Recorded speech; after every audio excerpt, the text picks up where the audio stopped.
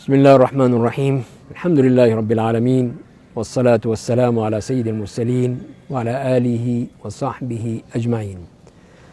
آج ہم قرآن کریم کے 12ویں پارے کے مضامین کا خلاصہ آپ کے سامنے پیش کریں گے، اور اس میں ہم دیکھتے ہیں کہ اس پارے میں سورہ ہود ہے مکمل، اور اس کے بعد پھر سورہ یوسف کی 52 آیات اس میں بیان کی گئی ہیں۔ تو سورہ ہود کو ہم مضامین کے لحاظ سے 8 حصوں میں تقسیم کر سکتے ہیں، جس میں جو شروع کے چند آیات ہیں، یعنی کہہ لیجئے 1 سے لے کر 24 تک، تو ایک تمہید ہے جس میں توحید عبادت اور استغفار کا مطالبہ کیا گیا ہے۔ قرآن کریم اللہ تعالیٰ کی طرف سے وہ قرآن کریم اللہ تعالیٰ کی طرف سے نازل کیا گیا، جو کہ حکیم و خبیر ہے، جس نے میں پہلے محکم یعنی پختہ اور ٹھوس، اور اس کے بعد پھر مفصل آیات بیان کی گئی ہیں۔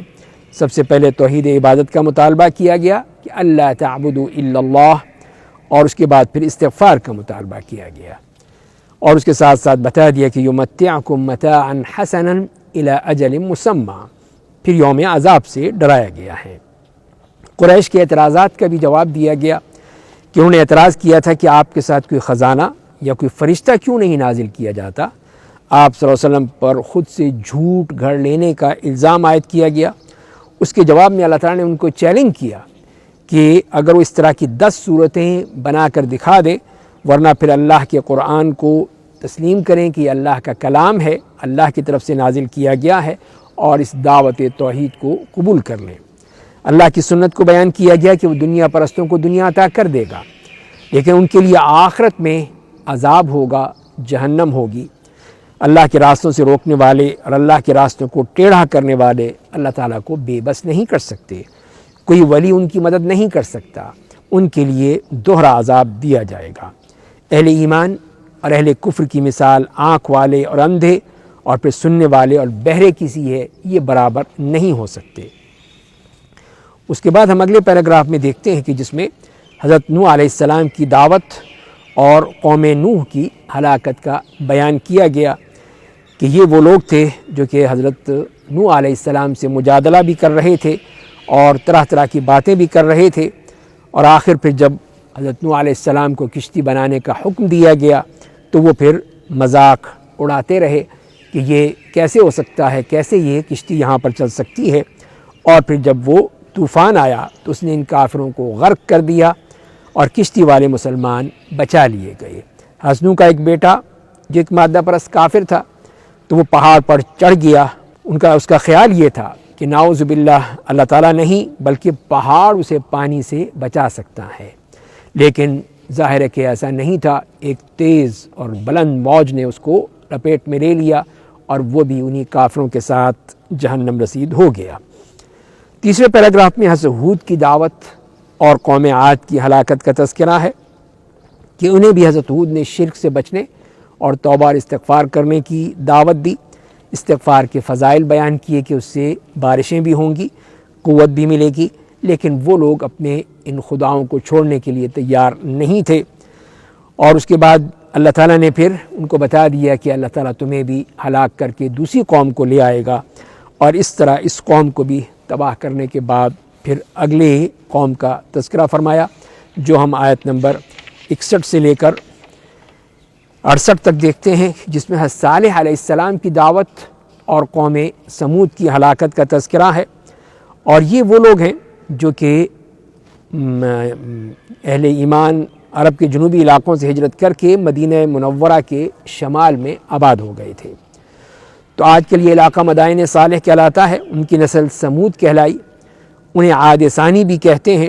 تو ان کو بھی حضرت صالح علیہ السلام نے دعوت توحید دی، استغفار کرنے کی، توبہ کرنے کی دعوت دی، لیکن یہ بھی ماننے کو تیار نہیں تھی۔ ان کو ایک معجزے کی صورت میں اونٹنی دی گئی اور حکم دیا گیا کہ اسے کسی بری نیت سے مت ہاتھ لگانا اور اس کو زمین پر کھانے سے مت روکنا، لیکن انہوں نے اس کو مار ڈالا۔ تو اللہ تعالیٰ نے ان کو 3 دن کی مہلت دی، اور پھر ان کو ایک خوفناک دھماکے سے ہلاک کر دیا گیا، اور اللہ تعالیٰ نے اپنی رحمت سے حضرت صالح علیہ السلام اور ان کی قوم کو بچا لیا۔ آیت نمبر 69 سے 83 تک ہم دیکھتے ہیں کہ حضرت لوط علیہ السلام کی دعوت اور پھر قوم لوط کی ہلاکت کا بیان کیا گیا ہے کہ اللہ تعالیٰ کا قانون یہی ہے کہ وہ نیک لوگوں کو بچا کر وقفے سے بدکاروں کو ہلاک کر دیتا ہے۔ تو یہی قانون جزا اور سزا ہے، یہی دلیل قیامت اور دلیل جنت و دوزخ ہے۔ اس کے فرشتے کبھی جزا اور کبھی سزا کے موجب بن جاتے ہیں۔ حضرت ابراہیم علیہ السلام کے پاس آنے والے فرشتے بھی انہیں بیٹے کی بشارت دینے کے بعد انہیں ان کے بھتیجے حضرت لوط علیہ السلام کی قوم کی ہلاکت کی خبر دینے کے لیے آئے تھے۔ تو حضرت ابراہیم علیہ السلام کے پاس وہ انسانی شکل میں آئے اور انہوں نے یہ بشارت دی۔ آپ نے ان کی ضیافت کا اہتمام کیا، اور جب ان کو احساس ہوا کہ یہ کھا نہیں رہے ہیں تو وہ سمجھ گئے، تو فرشتے نے ان کو تسلی دی اور انہیں بیٹے اسحاق اور پوتے یعقوب کی بشارت دی۔ اس پر حضرت ابراہیم کی بیوی نے بھی حیرت کا اظہار کیا کہ میں کیسے ماں بن سکتی ہوں جب کہ میں بوڑھی بھی ہوں، بانجھ بھی ہوں، اور میرے شوہر بھی بوڑھے ہیں۔ تو فرشتوں نے جواب دیا کہ آپ کے خاندان پر اللہ کی رحمت اور برکات ہیں، تعجب نہ کریں، ایسا ہی ہوگا۔ فرشتوں نے بتایا کہ ان کی اگلی منزل قوم لوط کی طرف ہے کہ وہ ہلاک کر دی جائے گی۔ اس خبر پر حضرت ابراہیم علیہ السلام ان سے تکرار کرنے لگے۔ انہیں بتایا گیا کہ یہ فیصلہ ہو چکا ہے، اب اس کو ٹالا نہیں جا سکتا۔ تو حضرت لوط علیہ السلام کے پاس پھر یہ انسانی شکل میں فرشتے پہنچتے ہیں۔ تو یہ خبر سن کر ان کی قوم ان کے گھر کی طرف لپکی، اور وہ لوگ اپنی جو اصل غلط حرکتیں تھیں، غلط عادتیں تھیں، اس سے وہ مغلوب ہو کر یہی چاہتے تھے کہ یہ جو انتہائی خوبصورت شکل میں فرشتے آئے ہیں ان کے حوالے کر دیے جائیں۔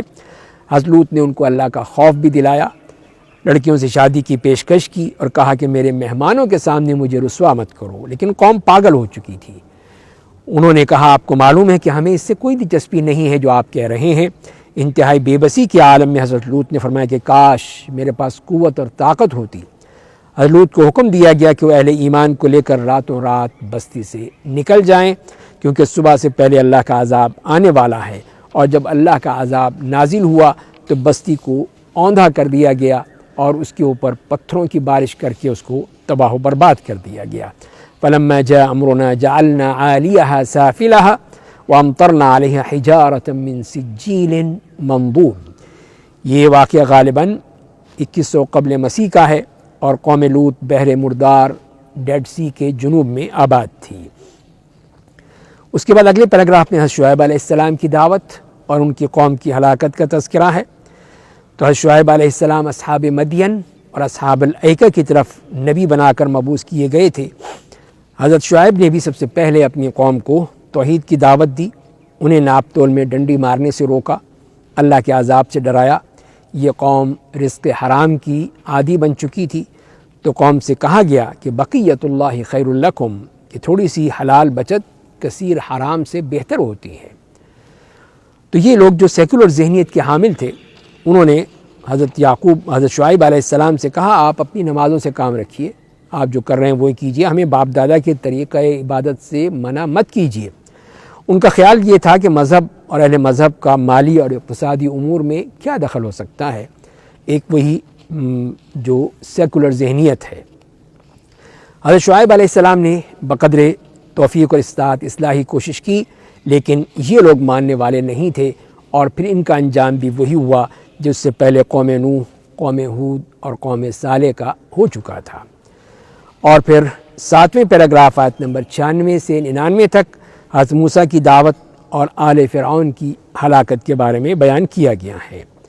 اور آخری پیراگراف میں آیت نمبر 100 سے لے کر 123 تک یہ اختتامیہ ہے، اور اس میں مختلف قوموں کی ہلاکت پر تبصرہ کیا گیا، اور قریش کو عبرت حاصل کرنے کی ہدایت کی گئی کہ وقفے سے یکے بعد دیگرے قوم نوح، قوم عاد، قوم سمود، قوم لوط، قوم شعیب اور قوم فرعون کی ہلاکت ہو گئی۔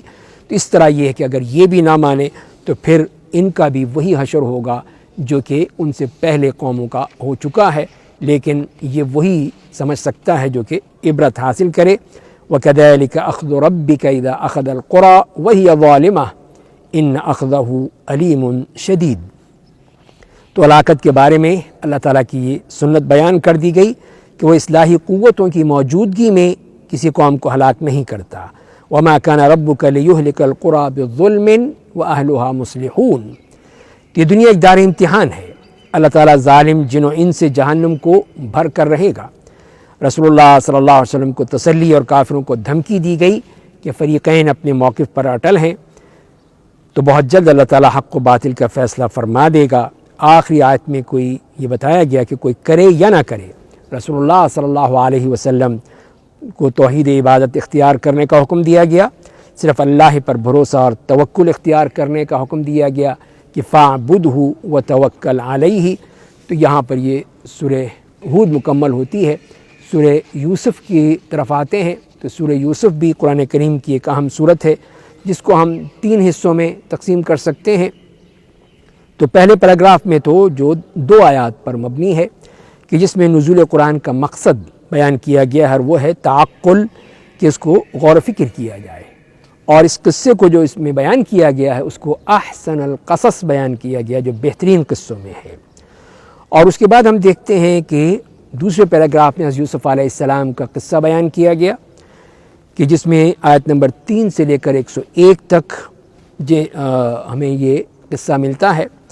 تو اس میں جو پہلے حضرت یوسف علیہ السلام کے خواب اور ان کے بھائیوں کی سازش کا ذکر ہے کہ حضرت یوسف علیہ السلام نے جو خواب دیکھا تھا کہ چاند، سورج اور 11 ستارے انہیں سجدہ کر رہے ہیں، تو انہیں اپنے والد کو یہ خواب سنایا۔